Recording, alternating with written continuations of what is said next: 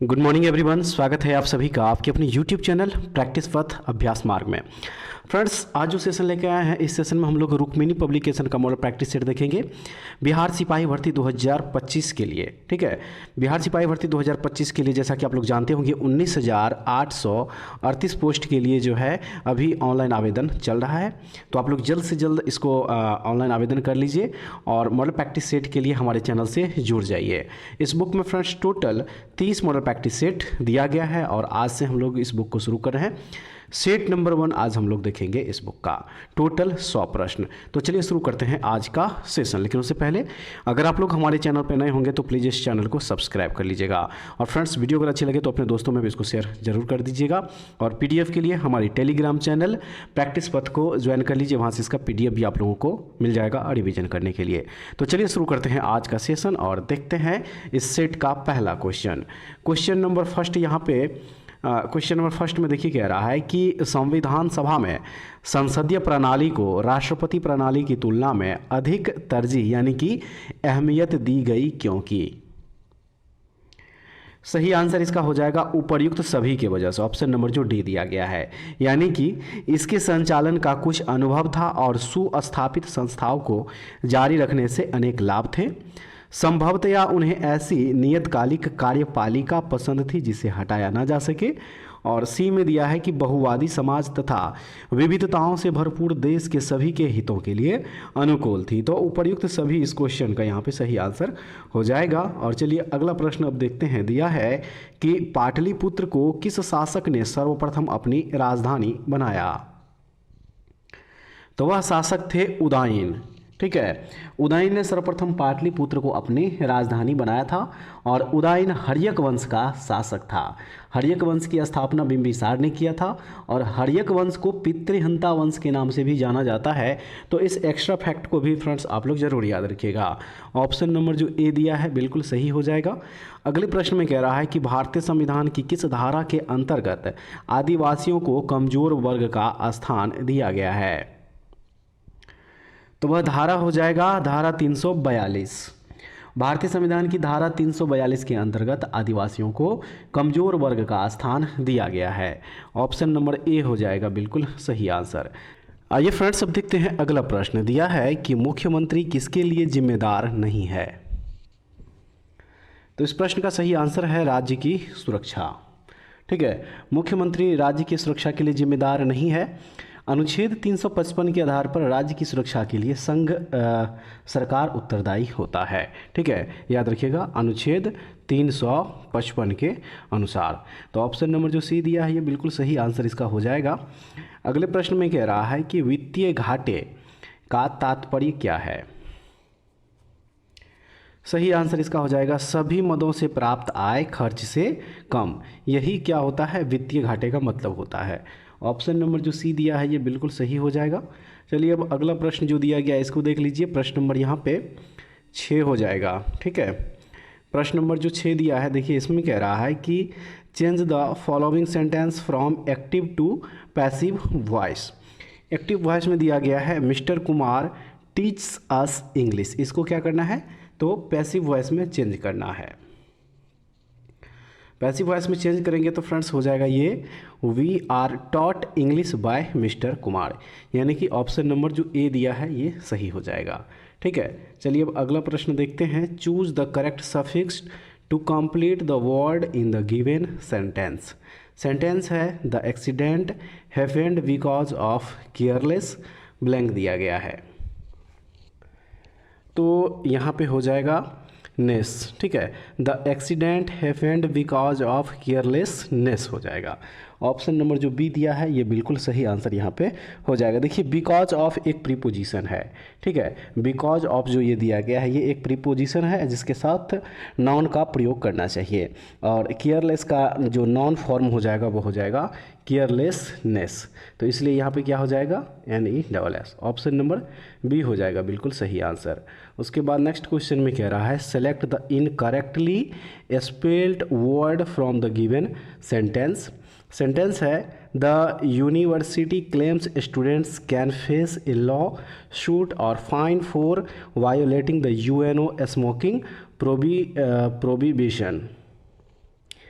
तो सही आंसर इसका ऑप्शन नंबर यहाँ पे जो सी, देखिए यूनिवर्सिटी जो लिखा हुआ है ये यहाँ पे रॉन्ग लिखा गया है। UNIVARSITY जो लिखा गया यहाँ पे VAR नहीं बल्कि VER होता है। ठीक है, इसलिए ऑप्शन नंबर जो सी दिया है बिल्कुल सही हो जाएगा। नेक्स्ट क्वेश्चन दिया है choose the alternative which is the best substitute of words या सेंटेंस इरिटेटिंग इनकन्वीनियंस। तो इसके लिए हो जाएगा हेज़ल। ठीक है, ऑप्शन नंबर यहाँ पे जो बी दिया गया है ये बिल्कुल सही आंसर हो जाएगा। ठीक है, उसके बाद चलिए अब अगला जो प्रश्न दिया गया होगा उसको देखेंगे। प्रश्न नंबर हो जाएगा 10 और इसमें कह रहा है चूज एप्रोप्रिएट आर्टिकल। सेंटेंस है राम गेव मी, फिर ब्लैंक दिया गया, उसके बाद कह रहा है कि 1 रुपी नोट। तो यहाँ पे जो है एप्रोप्रिएट आर्टिकल का प्रयोग करना है और इसका सही आंसर हो जाएगा ऑप्शन नंबर सी यानी कि ए का यूज हो जाएगा यहाँ पे। ठीक है, Ram gave me a 1 rupee note, option number C बिल्कुल सही हो जाएगा। ठीक है, चलिए अब अगला जो प्रश्न दिया गया है इसको देखते हैं। इसमें कह रहा है कि निम्नलिखित में से कौन सा मूल अधिकार भारतीय संविधान द्वारा नागरिकों को नहीं प्रदान किया गया है। तो वह मूल अधिकार है सूचना का अधिकार। सूचना का अधिकार भारतीय संविधान के द्वारा नागरिकों को नहीं प्रदान किया गया है। संसदीय अधिनियम के द्वारा अक्टूबर 2005 ईस्वी में सूचना के अधिकार अधिनियम को लागू किया गया है और सूचना का अधिकार मौलिक अधिकार नहीं है, लेकिन सर्वोच्च न्यायालय ने इसे मौलिक अधिकार के समान माना है। ऑप्शन नंबर सी बिल्कुल सही हो जाएगा। चलिए अगला जो प्रश्न दिया गया अब इसको देखेंगे। भारत और किस देश के बीच संयुक्त सैन्य अभ्यास साइक्लोन 2025 आयोजित किया गया है। तो ये भारत और मिस्र के बीच में आयोजित किया गया था। ठीक है, भारत और मिस्र देश के बीच संयुक्त सैन्य अभ्यास साइक्लोन 2025 आयोजित किया गया है और भारत मिस्र संयुक्त सैन्य अभ्यास साइक्लोन 2025 का तीसरा संस्करण 10 से 23 फरवरी 2025 तक में राजस्थान के महाजन फील्ड फायरिंग रेंज में आयोजित किया गया और इस अभ्यास का मुख्य उद्देश्य भारत और मिस्र के बीच रक्षा सहयोग को बढ़ाना है। तो ऑप्शन नंबर जो बी है मिस्र बिल्कुल सही हो जाएगा। चलिए अगला प्रश्न अब देखते हैं। भारत में झूम खेती के अंतर्गत भूमि का सर्वाधिक प्रतिशत किस राज्य में है। राइट आंसर इसका हो जाएगा नागालैंड। ठीक है, क्या हो जाएगा इसका, नागालैंड में जो है सबसे अधिक प्रतिशत है। ऑप्शन नंबर डी हो जाएगा। बिहार सरकार ने किस वर्ष सरकारी नौकरियों में महिलाओं के लिए 35% आरक्षण का प्रावधान किया, किस वर्ष में ये किया गया। तो ये किया गया 2016 ईस्वी में। ठीक है, बिहार सरकार ने 2016 ईस्वी में सरकारी नौकरियों में महिलाओं के लिए 35% आरक्षण का प्रावधान किया और यह आरक्षण सभी स्तरों पर सभी प्रकार के सरकारी नौकरियों में बिहार द्वारा दिया जा रहा है। शिक्षा विभाग में 50% हो जाएगा। ऑप्शन नंबर जो ए है बिल्कुल सही हो जाएगा। अगला प्रश्न दिया है कि बिहार का सर्वोच्च साहित्यिक सम्मान कौन सा है। राइट आंसर इसका हो जाएगा राजेंद्र सम्मान। बिहार का सर्वोच्च साहित्यिक पुरस्कार या सम्मान राजेंद्र सम्मान है, याद रखिएगा। ऑप्शन नंबर जो बी दिया है बिल्कुल सही आंसर इसका होगा। और उसके बाद चलिए अब अगला जो प्रश्न दिया गया है इसको देख लीजिए। निर्देश दिया है 16 से 18 नंबर के लिए। कह रहा है कि निम्नलिखित गद्यांश को पढ़कर पूछे गए प्रश्नों के उत्तर दीजिए। तो सबसे पहले फ्रेंड्स आप लोग यहाँ पे जो गद्यांश दिया गया इस गद्यांश को पहले पूरा पढ़ लीजिए। ठीक है, और उस बेस पे जो क्वेश्चन यहाँ पे बना गया है उसका आंसर दीजिएगा। क्वेश्चन नंबर 16 में दिया है कि भारतीय लेखकों की किस्मत खराब है क्योंकि। राइट आंसर इसका हो जाएगा वे अपनी बात भारतीय शिक्षित पाठकों तक पहुँचा नहीं पाते। इस प्रश्न का ये सही आंसर हो जाएगा। ऑप्शन नंबर जो सी दिया गया है। उसके बाद अगले प्रश्न में कह रहा है कि उपर्युक्त गद्यांश का उपयुक्त शीर्षक दीजिए। यहाँ पे उपर्युक्त हो जाएगा। सही आंसर इसका हो जाएगा भारत की दुर्वस्था।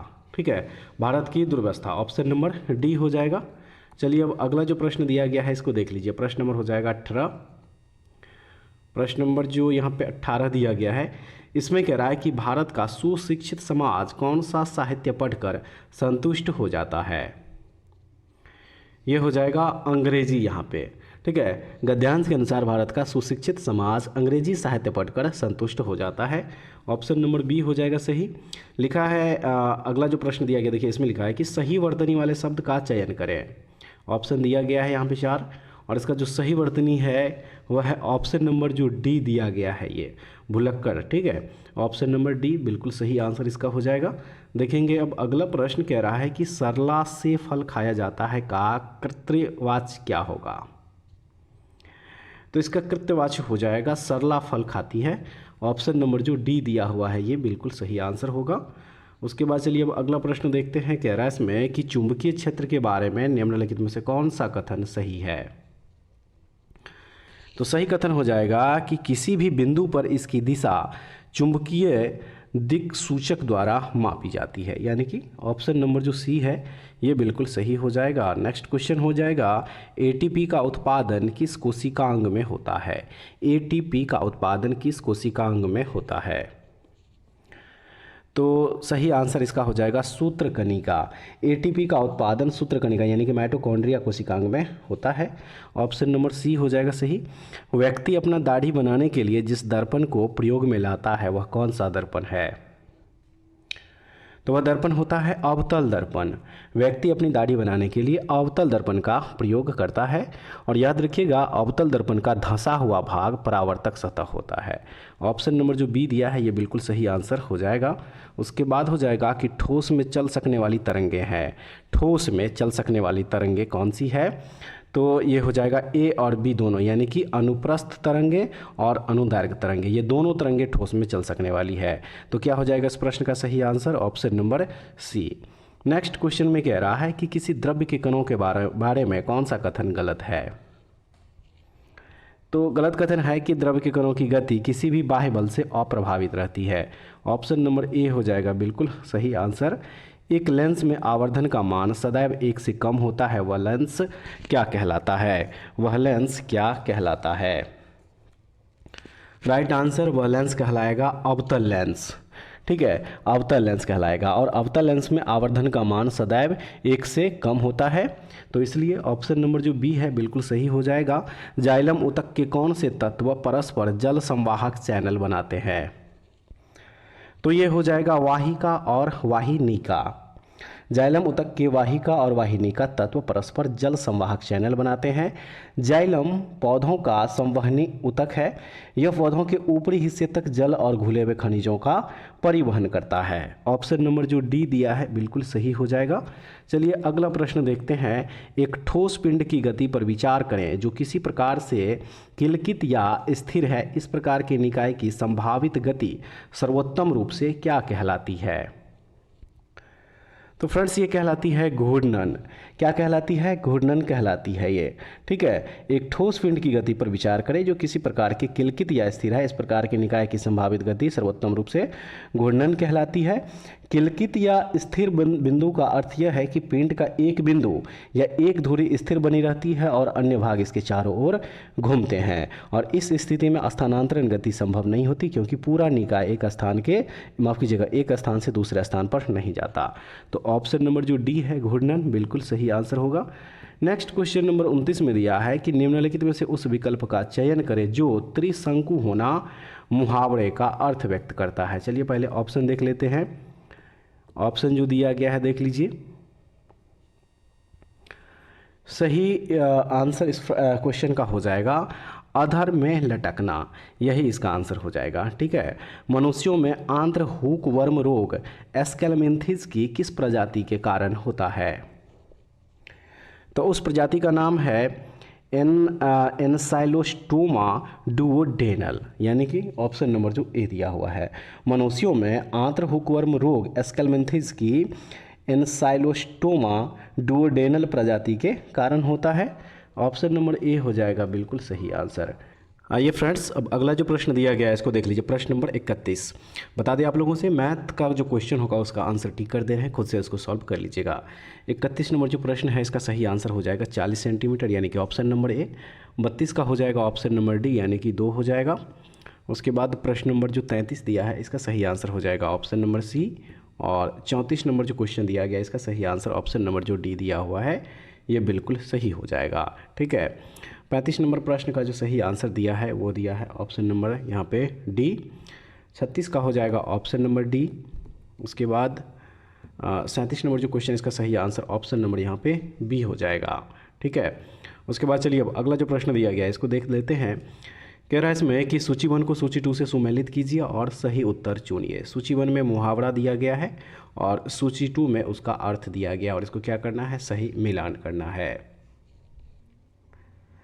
तो इसका जो सही मिलान करेंगे तो ऑप्शन नंबर जो ए दिया गया ये बिल्कुल सही हो जाएगा, यानी कि ए का क्या हो जाएगा, एक हो जाएगा आंखें दिखाना का अर्थ होता है अत्यधिक क्रोधित होना। बी का हो जाएगा 2, यानी कि ईंट से ईंट बजाना मुहावरा जो है इसका अर्थ हो जाता है विनाश करना। सी का 3, यानी कि उल्लू बनाना का अर्थ होता है धोखा देना। और डी का 4, यानी कि कमर कसना का अर्थ होता है तैयार होना। तो ऑप्शन नंबर जो ए दिया है बिल्कुल सही आंसर दिया हुआ है। उसके बाद नेक्स्ट क्वेश्चन में कह रहा है the ancient ruins stood majestically on the hilltop. In the above sentence, identify the parts of a speech of the word ancient. तो एंशियंट क्या है, तो एंशियंट एक एडजेक्टिव है, ठीक है। ऑप्शन नंबर जो सी दिया है ये बिल्कुल सही हो जाएगा। और उसके बाद प्रश्न नंबर 40 का सही आंसर हो जाएगा ऑप्शन नंबर ए, यानी कि 12 सेंटीमीटर इसका जो है आंसर निकल के आएगा इसको जब आप लोग सॉल्व कीजिएगा। तो आइए अब अगला जो प्रश्न दिया गया है इसको देख लीजिए। दिया है कि कपास की पैदावार, खाली जगह दिया हुआ है, में अच्छी होती है। राइट आंसर इसका हो जाएगा काली मिट्टी में अच्छी होती है। कपास की पैदावार काली मिट्टी में अच्छी होती है। काली मिट्टी भारत में मुख्यतः महाराष्ट्र, गुजरात आदि राज्यों में मिलती है। काली मिट्टी को रेगूर मिट्टी भी कहते हैं। काली मिट्टी में जल धारण की क्षमता अधिक होती है। काली मिट्टी में आयरन, चूना, एल्युमिनियम एवं मैग्नीशियम की बहुलता होती है। और काली मिट्टी को कपासी मिट्टी भी कहते हैं, तो इसको भी जरूर याद रखिएगा। ऑप्शन नंबर जो ए है बिल्कुल सही हो जाएगा। अगला प्रश्न में दिया है कि बांदीपुर वन्यजीव अभ्यारण्य में स्थित है। बांदीपुर वन्यजीव अभ्यारण्य किस राज्य में स्थित है, तो इस प्रश्न का सही आंसर हो जाएगा कर्नाटक, क्योंकि बांदीपुर वन्यजीव अभ्यारण्य जो स्थित है वह है कर्नाटक राज्य में। और इसकी स्थापना 1973 यानी कि 1973 ईस्वी में हुई थी, तो इसको भी आप लोग जरूर याद रखिएगा, ठीक है। नेक्स्ट क्वेश्चन नंबर 43 में कह रहा है कि निम्नलिखित में से कौन सा कथन गलत है। निम्नलिखित में से कौन सा कथन गलत है, तो इसका गलत कथन हो जाएगा ऑप्शन नंबर जो डी दिया है कि अस्पतालों में दिए जाने वाले ऑक्सीजन सिलेंडर में संपीड़ित गैस नहीं होती है। ये यहाँ पे गलत कथन हो जाएगा, ठीक है। अगला जो प्रश्न दिया है फ्रेंड्स कह रहा है इसमें कि जोसेफ मैजिनी ने गुप्त भूमिगत की स्थापना की यंग यूरोप नामक समाज में। सही हो जाएगा इसका कहाँ पे, तो बर्न में। ऑप्शन नंबर जो बी दिया हुआ है। प्रश्न नंबर 45 है कि पशु और पौधों की जाति में सबसे बड़ी विविधता कहाँ पाई जाती है। राइट आंसर हो जाएगा उष्णकटिबंधीय आर्द्र वनों में, ठीक है। पशु और पौधे की जाति में सबसे बड़ी विविधता उष्णकटिबंधीय आर्द्र वनों में पाई जाती है। उष्णकटिबंधीय आर्द्र या सदाबहार वन वैसा प्रदेश जहां तापमान 24 डिग्री सेल्सियस से ज़्यादा, ठीक है, 24 डिग्री सेल्सियस से ज़्यादा होता हो, वर्षा 200 सेंटीमीटर या उससे अधिक, आर्द्रता 70% और वृक्ष की ऊंचाई 50 मीटर तक होती है। तो इस प्रकार का वन भारत में पश्चिमी घाट के पश्चिमी ढाल, उत्तर पूर्वी क्षेत्र की पहाड़ियों एवं अंडमान और निकोबार द्वीप समूह में पाए जाते हैं। तो इसको भी आप लोग जरूर याद रखिएगा। ऑप्शन नंबर बी है सही आंसर उष्णकटिबंधीय आर्द्र वनों में। और प्रश्न नंबर 46 में दिया है कि दिए गए परिपथ में 5 प्रतिरोध जोड़े गए हैं, ए तथा बी के बीच तुल्य प्रतिरोध ज्ञात करें।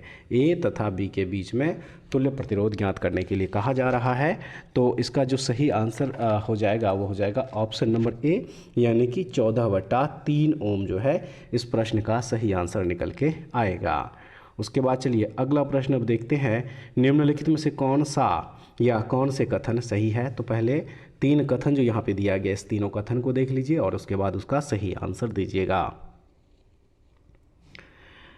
तीनों कथन देख लीजिए, उसके बाद जाके चलिए ऑप्शन जो दिया गया यहाँ पे ऑप्शन देख लेते हैं। और राइट आंसर इसका ऑप्शन नंबर जो सी दिया गया है, कथन 2 और 3 सही है, ये बिल्कुल सही हो जाएगा। कथन नंबर 2 और 3 सही हो जाएगा। 2 वस्तुओं के बीच गुरुत्वाकर्षण बल उन दोनों वस्तुओं के बीच की पृथक्करण दूरी के वर्ग के व्युत्क्रमानुपाती होता है, और 2 वस्तुओं के बीच गुरुत्वाकर्षण बल उनके द्रव्यमान के गुणनफल के अनुक्रमानुपाती होता है। तो क्या हो जाएगा, ऑप्शन नंबर सी हो जाएगा इस प्रश्न का बिल्कुल सही आंसर। निम्नलिखित में से कौन सा कथन गलत है। बीमारियों और उनके जांच को सही रूप में दोनों स्तंभों से मिलान करें। तो इसको जो मिलान करेंगे तो राइट आंसर इसका ऑप्शन नंबर जो ए दिया है ये देखिए ये हो जाएगा, ए का 4 हो जाएगा। यानी कि विडाल टेस्ट जो है ये टाइफाइड जब होता है तब जाके विडाल टेस्ट करवाया जाता है। बी का 3 मोन्टोक्स टेस्ट जो है ये होता है जिसको टीबी होता है। उसके बाद सी का 2 टोर्निकेट टेस्ट जो है ये डेंगू बुखार वाले के लिए किया जाता है। डी का 5 एलाइजा टेस्ट जो है ये HIV जो होता है उसके लिए। और PCR टेस्ट जो है ये होता है मलेरिया के लिए। तो ऑप्शन नंबर 1 जो है इसका बिल्कुल सही हो जाएगा। चलिए अब अगला प्रश्न देखेंगे, प्रश्न नंबर हो जाएगा 49। देखिए फ्रेंड्स, इस प्रश्न में कह रहा है कि यदि एक प्रकाश किरण अपवर्तनांक n1 के माध्यम से अपवर्तनांक n2 के माध्यम में इस प्रकार यात्रा कर रही है कि आपतन कोण I और अपवर्तन कोण R है, तो n/n2 खाली जगह दिया हुआ है के बराबर है, यानी कि किसके बराबर है? तो ये बराबर हो जाएगा sin I/sin R के, जो कि ऑप्शन नंबर बी में सही आंसर दिया गया है। अगला प्रश्न है कि दूध में वसा रहित ठोस तत्व तथा डेयरी उत्पादों की लब्धि बढ़ाने के लिए कौन सा अपमिश्रक मिलाया जाता है? तो इसमें मिलाया जाता है मेलामाइन। ठीक है, क्या मिलाया जाता है इसमें? मेलामाइन मिलाया जाता है। ऑप्शन नंबर जो सी दिया हुआ है। नेक्स्ट क्वेश्चन है कि निम्नलिखित में से किसे आमतौर पर विटामिन B3 की गंभीर कमी के कारण होने वाली 4DS बीमारी के रूप में जाना जाता है? तो ये हो जाएगा पेलाग्रा। ठीक है, पेलाग्रा को आमतौर पर विटामिन B3 की गंभीर कमी के कारण होने वाली 4DS बीमारी के रूप में जाना जाता है। ऑप्शन नंबर डी बिल्कुल सही हो जाएगा। नेक्स्ट क्वेश्चन है 6.0 से 7.6 के बीच pH वाले अम्ल की उपस्थिति में कौन सी संवेदनशील डाइफिली हो जाती है? तो ये है ब्रोमोथाइमॉल ब्लू। ठीक है, ऑप्शन नंबर यहाँ पे जो सी दिया है ये बिल्कुल सही आंसर इसका हो जाएगा।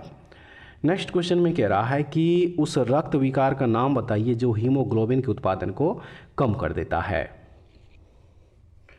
तो वह है थैलेसीमिया। थैलेसीमिया उस रक्त विकार का नाम है जो हीमोग्लोबिन के उत्पादन को कम कर देता है। थैलेसीमिया एक आनुवंशिक रक्त विकार है जिसमें हीमोग्लोबिन का उत्पादन कम हो जाता है या यह ठीक से नहीं बन पाता है। तो ऑप्शन नंबर जो डी है ये बिल्कुल सही आंसर यहाँ पे हो जाएगा। चलिए अब नेक्स्ट क्वेश्चन देख लेते हैं। कांच को नीला रंग निम्नलिखित में से कौन प्रदान करता है? Cobalt oxide. कांच का नीला रंग कोबाल्ट ऑक्साइड के कारण होता है। कोबाल्ट ऑक्साइड के कारण ही इसका गहरा नीला रंग होता है, तो इसको भी आप लोग याद रखिएगा। ऑप्शन नंबर ए हो जाएगा सही। एक कोशिका को दूसरी कोशिका से जोड़ने वाले कोशिका द्रवी तंतु क्या कहलाते हैं? तो ये तर्कु तंतु कहलाते हैं। एक कोशिका को दूसरी कोशिका से जोड़ने वाले कोशिका द्रव्य तंतु तर्कु तंतु कहलाते हैं। तर्कु तंतु वे सूक्ष्म नलिकाएं होती है जो कोशिका विभाजन के दौरान बनती है और ये तंतु एक कोशिका को दूसरे कोशिका से जोड़ने और गुणसूत्रों को विभाजन करने में मदद करते हैं। तो याद रखिएगा ऑप्शन नंबर जो डी दिया है बिल्कुल सही आंसर हो जाएगा। और उसके बाद किसकी उपस्थिति के कारण गाय का दूध का रंग पीला होता है? किसकी उपस्थिति के कारण? तो ये होता है कैरोटीन की उपस्थिति के कारण। ठीक है, कैरोटीन के कारण गाय के दूध का रंग क्या होता है? पीला होता है। तो ऑप्शन नंबर डी हो जाएगा बिल्कुल सही। चलिए अब अगला प्रश्न देखते हैं। ठोस कार्बन डाइऑक्साइड दाब को खाली जगह दिया हुआ है तक कम करने पर फिर खाली जगह दिया हुआ है सीधे गैसीय अवस्था में परिवर्तित हो जाती है। तो ये हो जाएगा कि एक वायुमंडलीय और द्रव अवस्था में परिवर्तित हुए बिना। ऑप्शन नंबर ए हो जाएगा बिल्कुल सही। उसके बाद नेक्स्ट क्वेश्चन है कि निम्नलिखित में से कौन सा या कौन से कथन पारी तंत्र से संबंधित है? तो इसका जो सही आंसर हो जाएगा वो हो जाएगा ऑप्शन नंबर बी, यानी कि 1, 2 और 3 ये तीनों इससे संबंधित हो जाएगा। इसमें जीवधारियों से युक्त जैविक घटक सम्मिलित होते हैं। उसके बाद सभी हरे पौधे और कुछ जीवाणु उत्पादक होते हैं और अवघटक जटिल कार्बनिक को सरल कार्बनिक पदार्थ में विघटित कर देते हैं। तो ऑप्शन नंबर जो बी दिया है ये बिल्कुल सही हो जाएगा। उसके बाद है कि पौधे में जाइलम ऊतक निम्नलिखित में से किस पदार्थ का संवहन करता है? तो ये संवहन करता है पानी और खनिज लवण का। पौधे में जाइलम ऊतक पानी एवं खनिज लवण का संवहन करता है। जाइलम इसे प्रायः काष्ठ भी कहते हैं। ऑप्शन नंबर जो सी है बिल्कुल सही हो जाएगा। चलिए अगला जो प्रश्न दिया गया होगा आप उसको देखेंगे। प्रश्न नंबर हो जाएगा 60। इसमें कह रहा है कि प्याज में निम्नलिखित में से किस में खाद्य जमा होता है? सल्क पत्र में, ठीक है, सल्क पत्र में खाद्य जमा होता है प्याज में। ऑप्शन नंबर सी बिल्कुल सही आंसर दिया गया है। यौगिकों की एक ऐसी श्रृंखला जिसमें कार्बन श्रृंखला में स्थित नाइट्रोजन को एक ही प्रकार का प्रकार्यात्मक समूह प्रतिस्थापित करता है, उसे क्या कहते हैं? तो उसे कहा जाता है समजातीय श्रेणी। ठीक है, क्या कहा जाता है? समजातीय श्रेणी उसे कहा जाता है। ऑप्शन नंबर ए है। उसके बाद अगले प्रश्न में कह रहा है कि जालियांवाला बाग हत्याकांड की जांच के लिए सरकार ने किस समिति का गठन किया था? तो उस समिति का नाम हो जाएगा हंटर समिति। जालियांवाला बाग हत्याकांड की जांच के लिए सरकार ने हंटर समिति का गठन किया था।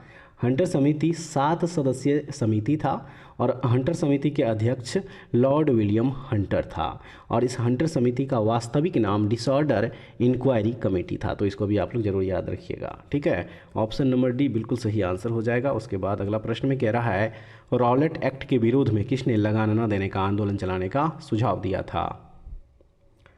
तो ये सुझाव दिया गया था स्वामी श्रद्धानंद के द्वारा। ठीक है, रॉलेट एक्ट के विरोध में स्वामी श्रद्धानंद ने लगान न देने का आंदोलन चलाने का सुझाव दिया था। स्वामी श्रद्धानंद ने रॉलेट एक्ट के विरोध में दिल्ली में जुलूस को नेतृत्व प्रदान किया और रॉलेट एक्ट 1919 ईस्वी में पारित हुआ था। इसको भी आप लोग जरूर याद रखिएगा। ठीक है, ऑप्शन नंबर डी बिल्कुल सही आंसर हो जाएगा। उसके बाद नेक्स्ट क्वेश्चन है कि किसने खिलाफत आंदोलन को हिंदुओं और मुसलमानों की एकता के एक ऐसे अवसर के रूप में देखा जो 100 वर्षों में भी पुनः प्रस्तुत नहीं होगा? तो ये देखा था महात्मा गांधी ने। महात्मा गांधी ने खिलाफत आंदोलन को हिंदुओं एवं मुसलमानों की एकता के एक ऐसे अवसर के रूप में देखा जो कि 100 वर्षों में भी पुनः प्रस्तुत नहीं होगा। खिलाफत आंदोलन को 1919 से 1922 ईस्वी के बीच चलाया गया था और भारत में खिलाफत आंदोलन तुर्की के खलीफा पद के भी धारक था के सम्मान की रक्षा के लिए चलाया गया था। तो ऑप्शन नंबर जो सी है बिल्कुल सही हो जाएगा। चलिए अब अगला प्रश्न देखते हैं। 14 जुलाई 1942 को वर्धा में महात्मा गांधी ने कांग्रेस की कार्यकारिणी समिति में अपने भारत छोड़ो आंदोलन का चर्चा की। तब उस समिति के अध्यक्ष कौन थे? उस समिति के अध्यक्ष थे Abul Kalam Azad. Option number B याद रखिएगा, सही आंसर हो जाएगा। निम्न में से किस सुल्तान ने कुतुब मीनार की 5वीं मंजिल का निर्माण कराया था? तो फिरोज शाह तुगलक के द्वारा कुतुब मीनार की 5वीं मंजिल का निर्माण कराया गया था, जो कि ऑप्शन नंबर सी में सही आंसर दिया गया है। और फ्रेंड्स याद रखिएगा, कुतुब मीनार का नींव गुलाम वंश के शासक या संस्थापक कुतुबुद्दीन ऐबक ने रखा था, पर इसे पूरा करने से पूर्व उसकी मृत्यु हो गई और कुतुब मीनार को पूरा करने में योगदान ऐबक के दामाद इल्तुतमिश को जाता है। तो ऑप्शन नंबर जो सी है बिल्कुल सही हो जाएगा।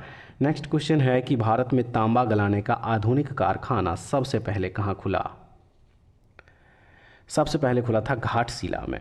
भारत में तांबा गलाने का आधुनिक कारखाना सबसे पहले घाटशिला में खुला था। ऑप्शन नंबर बी बिल्कुल सही है। बिहार का पहला ह्यूमनॉइड रोबोट का नाम क्या है? राइट आंसर हो जाएगा सुमेध। इसका क्या नाम है? सुमेध नाम है, जो कि ऑप्शन नंबर ए में सही आंसर दिया गया है। और उसके बाद जो नेक्स्ट क्वेश्चन है फ्रेंड्स, कह रहा है कि निम्नलिखित में से ओम्बुड्समैन की उत्पत्ति कहाँ से मानी जाती है? सही है, स्वीडन से। ओम्बुड्समैन की उत्पत्ति स्वीडन से मानी जाती है। डोनाल्ड सी रॉबर्ट के अनुसार ओम्बुड्समैन का आशय ऐसे पदाधिकारी से है जो कि विधायिका द्वारा प्रशासनिक एवं न्यायिक कार्रवाई के खिलाफ परिवादों के निवारण के लिए नियुक्त किया जाता है। ऑप्शन नंबर बी सही आंसर। निम्नलिखित में से कौन स्वच्छ जल संसाधनों का स्रोत नहीं है? तो ये हो जाएगा महासागर। ठीक है, स्वच्छ जल संसाधनों का स्रोत महासागर नहीं है। ऑप्शन नंबर बी हो जाएगा बिल्कुल सही। और अगले प्रश्न में कह रहा है कि किसके द्वारा दिव्यांग व्यक्तियों के लिए सक्षम ऐप लॉन्च किया गया है? तो ये चुनाव आयोग के द्वारा ये ऐप लॉन्च किया गया। ऑप्शन नंबर जो ए है बिल्कुल सही हो जाएगा। उसके बाद सेपक टाकरा वर्ल्ड कप किस राज्य में आयोजित किया जा रहा है? तो इसका आयोजन हुआ बिहार। ऑप्शन नंबर ए हो जाएगा। चलिए अब अगला प्रश्न देख लीजिए, प्रश्न नंबर 73। देखिए इस प्रश्न में यहाँ पे कह रहा है कि किस वर्ष मुंबई में पहली भारतीय कपड़ा मिल की स्थापना हुई थी? तो ये हुई थी 1854 ईस्वी में। 1854 ईस्वी में कवासजी डावर ने सर्वप्रथम मुंबई में कपड़ा मिल खोला था। ऑप्शन नंबर डी हो जाएगा सही। चीन ने तिब्बत पर कब पूर्ण रूपेण कब्जा किया? 1959 ईस्वी में। चीन ने तिब्बत पर 1959 ईस्वी में पूर्ण रूपेण कब्जा किया। 1951 में चीन ने तिब्बत को अपना प्रशासनिक इकाई घोषित किया था। चीन ने तिब्बत पर साम्यवादी शासन प्रणाली लागू किया था। 1956 ईस्वी में तिब्बत में विद्रोह हुआ, जिसे चीन की सरकार ने दमन करते हुए इसे 1959 ईस्वी में पूर्ण रूप से अपने अधिकार में ले लिया था। और याद रखिएगा 1954 ईस्वी में चीन के तिब्बत नीति का समर्थन पंडित जवाहरलाल नेहरू ने किया था। तो ऑप्शन नंबर जो ए है बिल्कुल सही हो जाएगा। उसके बाद अगला प्रश्न है, राज्य के नीति निर्देशक तत्व को आयरलैंड के संविधान ने किस देश से ग्रहण किया था? सही आंसर इस प्रश्न का ऑप्शन नंबर सी, स्पेन हो जाएगा। ठीक है, राज्य के नीति निर्देशक तत्व को आयरलैंड के संविधान ने स्पेन से ग्रहण किया था, जो कि ऑप्शन नंबर सी में सही आंसर दिया गया है। निम्न में किसने प्रधानमंत्री को राज्य की नौका का कप्तान कहा है? तो ये कहा है मुनरो ने। ठीक है, मुनरो ने प्रधानमंत्री को राज्य की नौका का कप्तान कहा है। ऑप्शन नंबर ए हो जाएगा सही। भारत माता कविता किस कवि की रचना है? तो यह रचना है सुमित्रा नंदन पंत की। ऑप्शन नंबर सी हो जाएगा। नेक्स्ट क्वेश्चन देख लीजिए, दिया है तल्लीन का संधि विच्छेद क्या है? तो इसका संधि विच्छेद हो जाएगा तत् प्लस लीन। ऑप्शन नंबर ए। किसी की हंसी उड़ाना वाक्यांश के लिए उपयुक्त शब्द क्या होगा? उपयुक्त शब्द हो जाएगा उपहास। ऑप्शन नंबर जो बी दिया हुआ है। और उसके बाद नेक्स्ट क्वेश्चन में कह रहा है कि दिए गए वाक्य में किससे संबंधित अशुद्धियां हैं? मैं रविवार के दिन तुम्हारे घर आऊँगा। सही हो जाएगा इसका संज्ञा, जो कि ऑप्शन नंबर बी में सही आंसर दिया गया है। उसके बाद प्रश्न नंबर 81 में कह रहा है कि भारत में विश्व के कितने प्रतिशत आबादी निवास करती है? तो भारत में विश्व की टोटल 17.5% आबादी निवास करती है। ऑप्शन नंबर बी है सही। मेजिनी का संबंध किस संगठन से था? तो इसका संबंध था कार्बोनरी से। ऑप्शन नंबर जो ए दिया हुआ है। चलिए अब अगला प्रश्न देखते हैं, गैरीबाल्डी पेशे से क्या था? गैरीबाल्डी पेशे से क्या था? तो यह एक नाविक था। गैरीबाल्डी पेशे से क्या था? तो यह एक नाविक था। ऑप्शन नंबर बी है सही। आईसीसी चैंपियंस ट्रॉफी 2025 में किसे प्लेयर ऑफ द सीरीज चुना गया? राइट आंसर हो जाएगा रचिन रविंद्र। ठीक है, देखिए रचिन रविंद्र ये एक न्यूजीलैंड के ऑलराउंडर खिलाड़ी है और इन्हीं को आईसीसी चैंपियंस ट्रॉफी 2025 में प्लेयर ऑफ द टूर्नामेंट से नवाजा गया था। याद रखिएगा फाइनल मुकाबले ने इसके जो फाइनल मुकाबला हुआ था उसमें भारत ने न्यूजीलैंड को हराया था। तो ऑप्शन नंबर जो बी दिया है बिल्कुल सही आंसर इसका हो जाएगा। और उसके बाद नेक्स्ट क्वेश्चन है कि हाल ही में जारी वर्ल्ड एयर क्वालिटी रिपोर्ट 2024 के अनुसार भारत 2024 में दुनिया का खाली जगह दिया हुआ सबसे प्रदूषित देश बन गया है। सही आंसर हो जाएगा 5वां सबसे प्रदूषित देश बन गया है। ठीक है, वर्ल्ड एयर क्वालिटी रिपोर्ट 2024 के अनुसार। तो ऑप्शन नंबर जो डी दिया है बिल्कुल सही हो जाएगा। चलिए नेक्स्ट क्वेश्चन देखते हैं, निम्न में से किसने गांधीवादी योजना का विचार प्रस्तुत किया? तो ये विचार प्रस्तुत किया था श्रीमन नारायण अग्रवाल ने। Option number D. समष्टि अर्थशास्त्र में निम्न में से किसका अध्ययन नहीं किया जाता है? तो याद रखिएगा इसमें एक उपभोक्ता का अध्ययन नहीं किया जाता है फ्रेंड्स। ऑप्शन नंबर जो बी दिया है ये बिल्कुल सही हो जाएगा। आइए अब अगला जो प्रश्न दिया गया है इसको देखते हैं, अंतर्राष्ट्रीय मुद्रा कोष की स्थापना किस समझौते के अंतर्गत हुई? सही आंसर हो जाएगा ब्रेटन वुड्स समझौता। अंतर्राष्ट्रीय मुद्रा कोष यानी कि आईएमएफ की कल्पना सर्वप्रथम वर्ष 1944 में, सर्वप्रथम 1944 ईस्वी में यूएनए द्वारा आयोजित ब्रेटन वुड्स सम्मेलन में की गई थी। इस सम्मेलन का आयोजन यूएसए के न्यू हैम्पशायर नामक शहर के ब्रेटन वुड्स नामक स्थान पर किया गया था। ऑप्शन नंबर ए हो जाएगा बिल्कुल सही। उसके बाद जो नेक्स्ट क्वेश्चन होगा, चलिए अब इसको देखेंगे। प्रश्न नंबर 89 इसमें कह रहा है कि भारत में स्वतंत्रता के पश्चात प्रथम मंत्रिमंडल का कानून मंत्री कौन था? BR अम्बेडकर प्रथम कानून मंत्री थे स्वतंत्र भारत के जो मंत्रिमंडल हुआ था।